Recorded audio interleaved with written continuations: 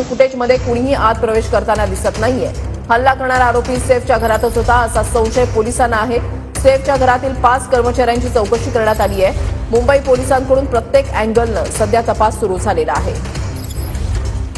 पोलिसांकडून आता सीसीटीव्हीची तपासणी जी आहे ती करण्यात आलेली आहे। या इमारतीच्या परिसरात आणि इमारतीमध्ये एकूण 30 सीसीटीव्ही आहेत अशी माहिती मिळतेय। सीसीटीव्ही फुटेजमध्ये कुणीही आत प्रवेश करताना दिसत नाहीये।